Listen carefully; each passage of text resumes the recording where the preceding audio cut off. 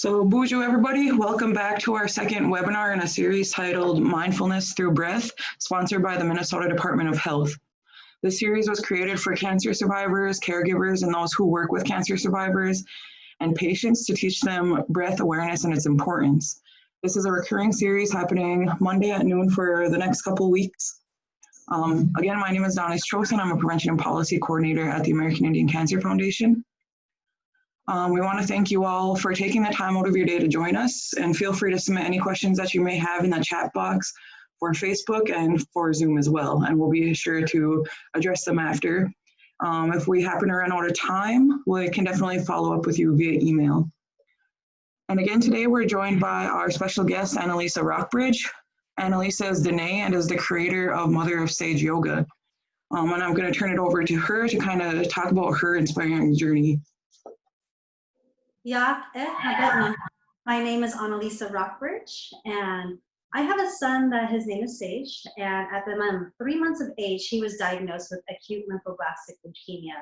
When he was admitted into a hospital, his white blood count was about 1.267 million. It was very high for a 3-month-old baby, and that was the start of a journey that we had to learn what different types of therapy was available for babies so young. At that age of 3 months, Sage was only eligible to have the traditional steroid and chemotherapy. But Sage, being the strong young boy he was, he fought it and he fought it. He might have had 2 relapses during that time. So at that time, before his 1-year-old birthday, he was able to do Blincyno, which was about a 24-hour, 30-day regimen that primed his body and his cells inside of his body to receive a stem cell bone marrow transplant. And his father was actually the donor of that stem cell transplant. Unfortunately, Sage did have 1 more relapse, but however, Sage did continue to grow stronger through his remission point. And since he had the strength, we had entered him into what is called a clinical trial, and it is considered to be CAR T cell CD19 protein. What they do in that is they re-engineer the cells in the body of the person that has the cancer, and for this instance, Sage had the leukemia cancer running within his body, and they took out the cells from his body, they sent them into the lab, they re-engineered these cells to be CAR T cells that read and identified the leukemia within his body. When they re-entered the CAR T cells that were re-engineered into Sage's body, those CAR T cells started to do their job. They started to eat the cancer that was present within his body, and Sage then became in remission. We have been celebrating a little bit over 2 years of full remission, and we are excited to continue to celebrate the life with our son. But throughout that journey, we spent a total of 18 months in the hospital. And right down the street from the hospital was a yoga studio that became one of our second homes. And in that yoga studio, I decided to take my time and learn how to breathe, because a lot of anxiety, a lot of discomfort came up during my time in the hospital. And one of the techniques I learned is a body scan technique. And today I would like to go with you through this body scan technique. How I would do it was I would sit outside of the hospital before I had to enter in the hospital, and I would just allow myself to be comfortable with what was happening outside. I would close my eyes and ground my feet onto the floor so that I could really feel my heels rooting down into Mother Earth, connecting with her again and telling her my story. I started to wiggle my toes, making sure that I was aware that they were there. I was hot, I was cold, what was happening in between my toes, but I would always push down deeply into my feet. And then I would take a deep, slow, intentional breath in, right down into my feet. And I would hold it there for a moment. And then as I exhaled, I would let go of my feet, and then my mind would start to travel up my legs. I would feel my shin against the back of the cold cement.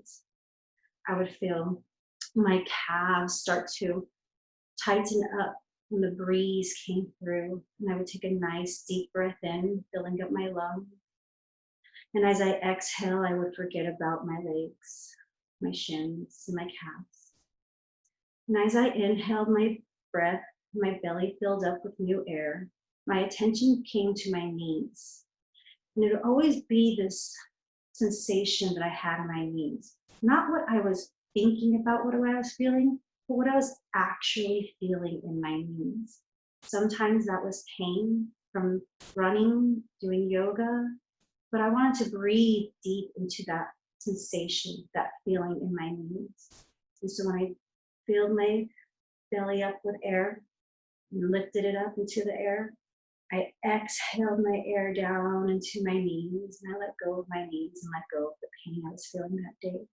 And I brought my awareness back up into my thighs. And I brought my attention into my thighs, feeling if they were sore, if they were ready to continue to walk through that hospital today. But I took a nice deep breath in, and then I let go of any expectations that I was holding on to that hospital visit that day. And as I continued to sit on that bench, I could feel my buttocks flesh getting colder. I could feel the outside of my thighs. I could feel my hips, my pelvic region, and that region became very sensitive to me. I would bring up a lot of emotion for me. Sometimes I would sit and cry while I was on that bench.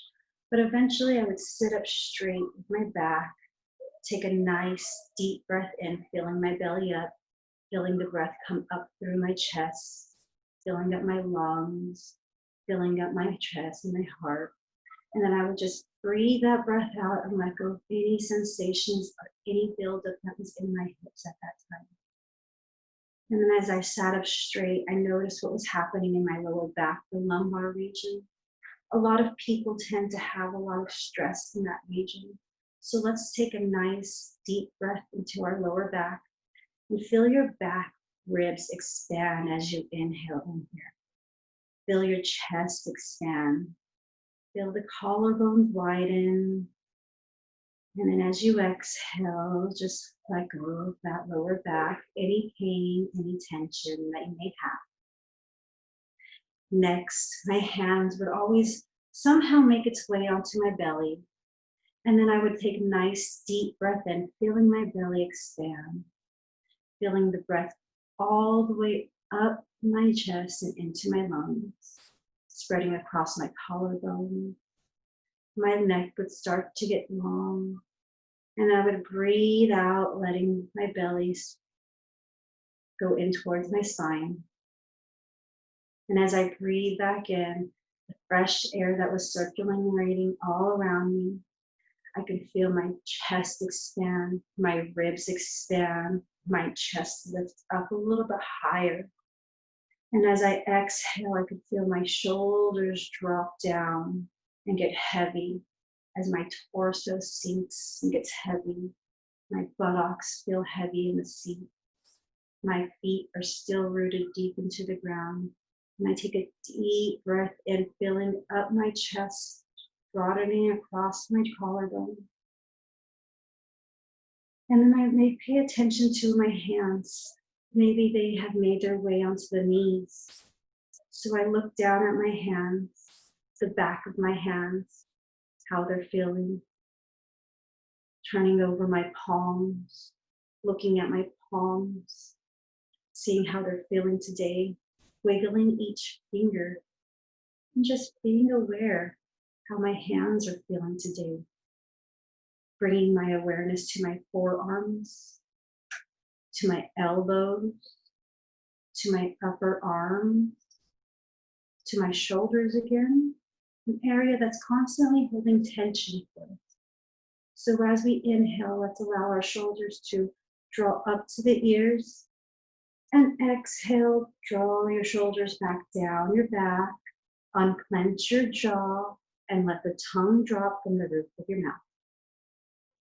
And let's bring the attention to our face, into the throat, into our eyes, into the top of our head.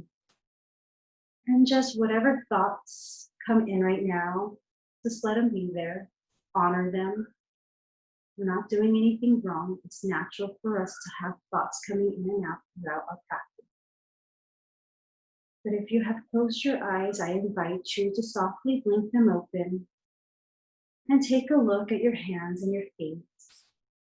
Take a nice deep breath in, hold it at the top, open mouth sigh, exhale, and let it go. Ahiahe, the highest light in me sees and honors the highest light in all of you. Thank you. Thank you, Analisa, for sharing your wisdom with us and your story as well. And big thanks to everybody for joining us today. We will post the link with the discussion on our website, and you can also find it on our Facebook too. And also don't forget to join us next week on July 27th at 12 p.m. Central Standard Time again for the next webinar in the series with Analisa. Good to everybody and have a great week.